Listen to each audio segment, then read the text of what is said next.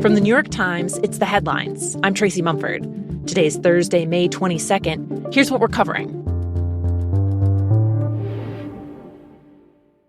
At approximately 9:08 p.m. tonight, we received multiple calls for a shooting in the area of 3rd Street and F Street Northwest. Officials in Washington, D.C. say that two people who worked at the Israeli embassy were shot and killed last night outside an event at the Capitol Jewish Museum. We believe the shooting was committed by a single suspect who is now in custody. Prior to the shooting, the suspect was observed pacing back and forth outside of the museum. According to law enforcement, a suspect was detained shortly after the shooting. He told police where the gun was and shouted pro-Palestinian slogans.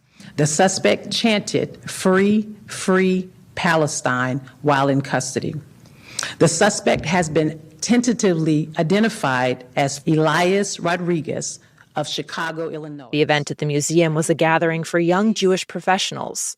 The Israeli ambassador to the U.S. said the victims were a couple who were about to get engaged next week in Jerusalem.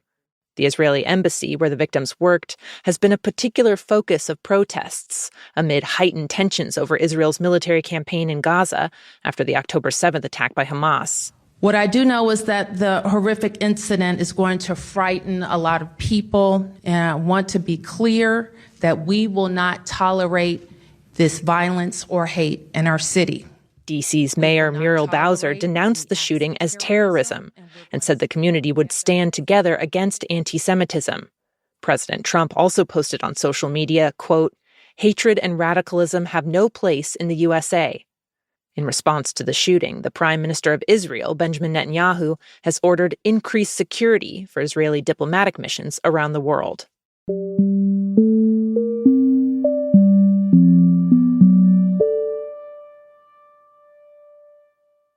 At the White House yesterday, we're going to be discussing some of the things that are taking place in South Africa and see if we can help.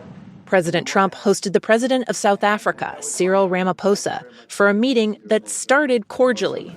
Well, thank you very much for welcoming us to this reformed White House. Ramaphosa brought two prominent South African golfers along with him, a nod to Trump's favorite sport, and said he hoped to talk trade, among other things. But hanging over his visit were Trump's recent repeated claims that white farmers are being discriminated against in South Africa. Trump's even fast-tracked allowing some Afrikaners to enter the U.S. as refugees.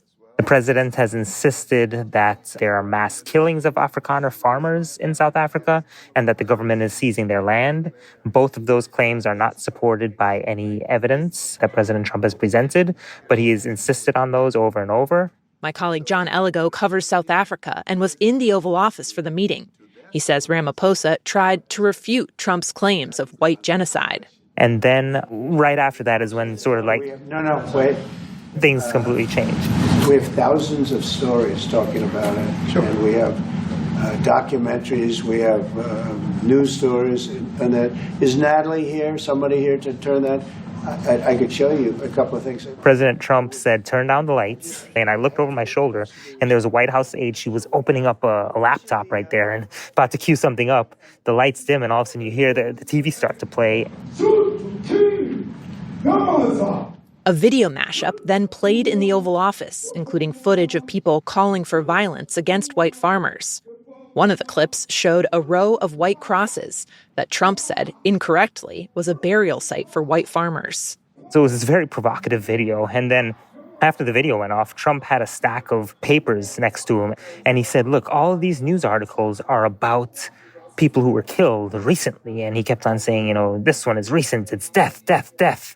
But in fact, when you look closely at those articles, a lot of them were not about farmers or Afrikaners who were killed. They were just news stories about them in general. And at that point, you can see Ramaphosa, he has sort of like a very exasperated look on his face. He's trying to interject, but Trump is sort of speaking over him. Trump is now completely controlling the meeting. So it was just an extraordinary session and the spectacle that I certainly did not expect. After Trump's comments, Ramaphosa did acknowledge his country has a crime problem. And there have been killings of white South Africans, but police statistics show they're not more vulnerable to violence there than other people.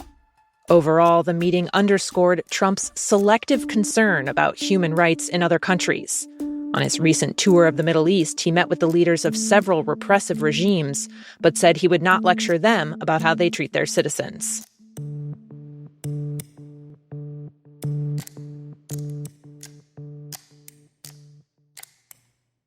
Now, 3 other updates on the Trump administration. Early this morning, after days of intense negotiations and pressure from President Trump himself, the House of Representatives passed what President Trump has called the Big Beautiful Bill, the legislation that's key to fulfilling many of his campaign promises. The vote was 215 to 214. 2 Republicans voted against it.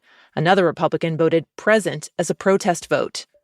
Still, the bill, which includes increased spending on the military and on immigration enforcement, along with tax cuts, has a long and challenging road ahead.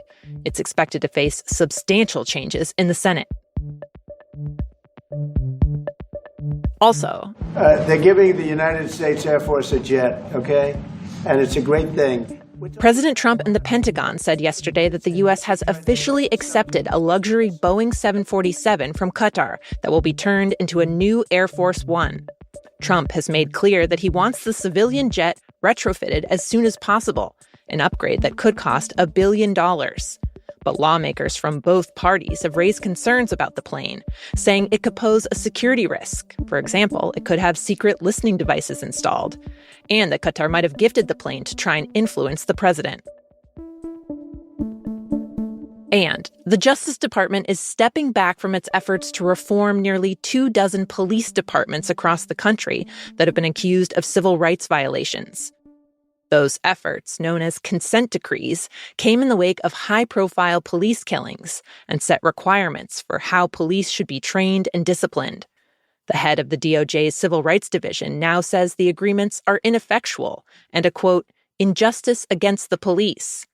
The decision to roll them back was announced nearly 5 years to the day after the murder of George Floyd in Minneapolis. In Minneapolis, residents and activists called the news a slap in the face. They see it as a sign that the Trump administration is not interested in the kind of changes and reforms that people clamored for during big protests just years ago. My colleague Ernesto Londoño is based in Minnesota, where the DOJ has been working on a consent decree with the Minneapolis Police Department after a federal report found officers there routinely discriminated against Black and Native American people and used deadly force without justification. So where this leaves us now is that the city says it remains committed to the changes outlined in the Department of Justice agreement. But there's no question that as the Department of Justice takes a step back, there's one less lever hovering over the city of Minneapolis to make sure that it does, in fact, continue the hard, expensive, and labor-intensive work of reforming a police department.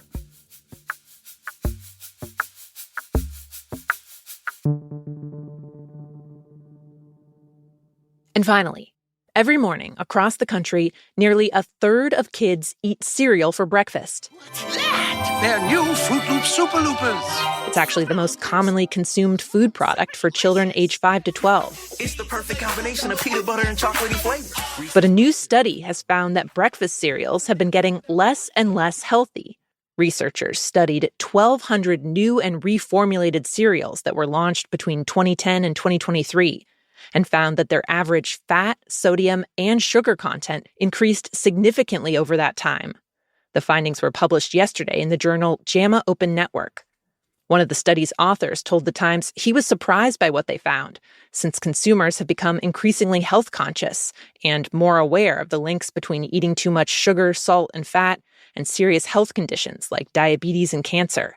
He said, quote, "The healthy claims made on the front of these products and the nutritional facts on the back are actually going in the opposite direction." Those are the headlines. I'm Tracy Mumford. We'll be back tomorrow.